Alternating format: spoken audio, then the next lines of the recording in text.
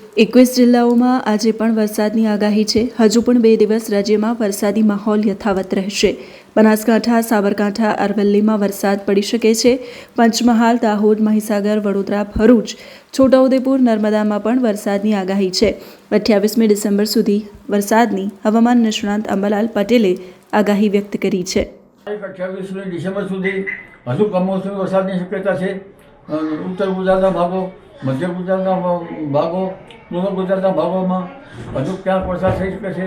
ઉત્તર ગુજરાત, સાબરકાંઠા તેમજ પંચમહાલના ભાગોમાંથી હવે માવઠું લગભગ ત્યાંની ગતિ ઓછી થશે અને લગભગ મધ્ય ગુજરાતના ભાગો તરફ આવવાની શક્યતા રહેશે. પરંતુ તે પૂર્વે પૂર્વ ગુજરાતના કેટલાક ભાગોમાં કરા પણ પડવાની શક્યતા રહેશે. આ ઉપરાંત લગભગ આણંદ, વડોદરા, જંબુસર, કપડવંજ તેમજ તાપી, નર્મદા, ભરૂચ અને અન્ય ભાગોમાં પણ ક્યાંક માવઠું થઈ જવાની શક્યતા રહેશે. દક્ષિણ સૌરાષ્ટ્રના ભાગોમાં પણ માવઠું થવાની શક્યતા રહેશે, જેમાં અમરેલીના ભાગો અને કેટલાક ભાવનગરના ભાગોમાં વાદળવાયુ આવી શકે, ક્યાંક સાટા કે માવઠું થઈ શકે. લગભગ સૌરાષ્ટ્રના ઘણા ભાગોમાં વાદળ આવવાની શક્યતા રહેશે. દક્ષિણ ગુજરાતના ભાગોમાં માવઠું થવાની શક્યતા રહેશે. પરંતુ આ માવઠા વચ્ચે કોઈ ભાગમાં ભારે માવઠું પણ થઈ શકે છે.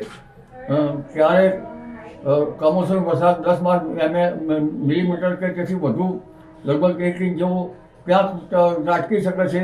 પાકના અંગે નુકસાનમાં જોઈએ તો આ માવઠામાંથી વિષમ હવામાનની વિપરીતના કારણે લગભગ તુવર, રાઈ જેવા પાકમાં મોળો મચી આવવાની શક્યતા છે. અને શાકભાજીના પાકો જેમ કે રીંગણ, કોબી, ફ્લાવર, ટામેટા વગેરે પાકોમાં ઈયળ પડવાની શક્યતા રહેશે અને દિવેલાના પાકમાં પણ ઈયળ પડવાની શક્યતા રહેશે. આ ઉપરાંત બટાકા પાકમાં કેટલાક પાકમાં ફૂગજન્ય રોગ આવી શકવાની શક્યતા રહેશે.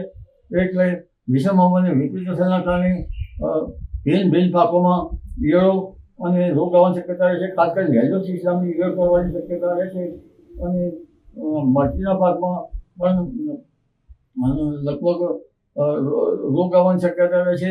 આ ઉપરાંત ખાસ કરીને મસાલાના પાકમાં અજમો વગેરે પાકોમાં પણ રોગ આવવાની શક્યતા રહેશે.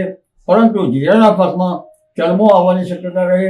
એટલે આવા વખતે ખેડૂત ભાઈએ પિયત આપવાનું ટાળવું યોગ્ય રહેશે.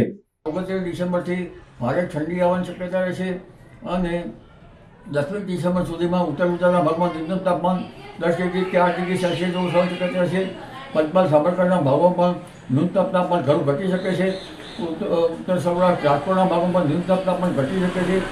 જૂનાગઢના ભાગમાં પણ ન્યૂનતમ તાપમાન ઘટી શકે છે. વલસાડના ભાગમાં પણ ઠંડી રહેશે. એટલે આ ઠંડી લગભગ 10મી જાન્યુઆરી સુધીમાં કોઈ ભાગોમાં ઉત્તર ગુજરાતના 8 ડિગ્રી સેલ્સિયસ જેવું થતાં ગાત્રો સીધી ઠંડી પડવાની શક્યતા રહેશે. ત્યારબાદ લગભગ 3 થી 10 ડિસેમ્બર વચ્ચે પણ પછી વિક્ષોભ આવશે અને વિક્ષોભ હટી જતાં પુનઃ ઠંડી પડશે. ઉત્તરાયણમાં 13મી જાન્યુઆરીથી જાન્યુઆરી અંત સુધી પણ બધું માવઠું થવાની શક્યતા રહેશે. ઉત્તરાયણ ઉપર એકંદરે પવન સારો રહેવાની શક્યતા રહેશે. 15મી જાન્યુઆરી પર પવન એકંદરે સારો રહેવાની શક્યતા રહેશે. ક્યારેક વચ્ચે પતંગ રહેશે હોય જોર પણ કરવું પડે અને ક્યારેક આંચકાનો પવન આવી શકે.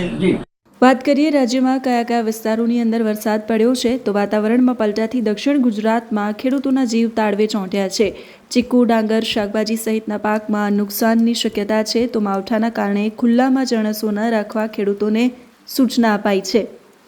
વાત મહીસાગરની કરીએ. મહીસાગર જિલ્લામાં ખાનપુર અને બાલાસિનોર તાલુકામાં માવઠું પડ્યું. મહીસાગરના લુણાવાડા આસપાસના વિસ્તારોમાં કમોસમી વરસાદ વરસ્યો.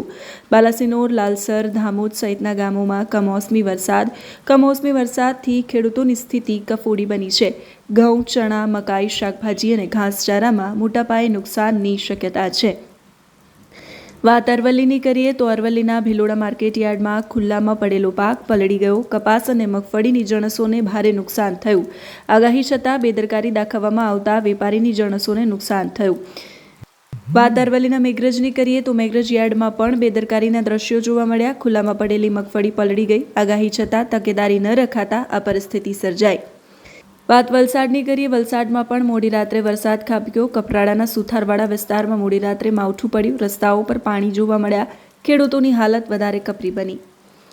ઉત્તર ગુજરાતની વાત કરીએ. ઉત્તર ગુજરાતના જિલ્લાઓમાં બરબાદીનો વરસાદ વરસ્યો છે. અરવલ્લી, સાબરકાંઠા, બનાસકાંઠામાં માવઠું પડ્યું છે. અરવલ્લીના મોડાસા, માલપુર પંથકમાં કમોસમી વરસાદ.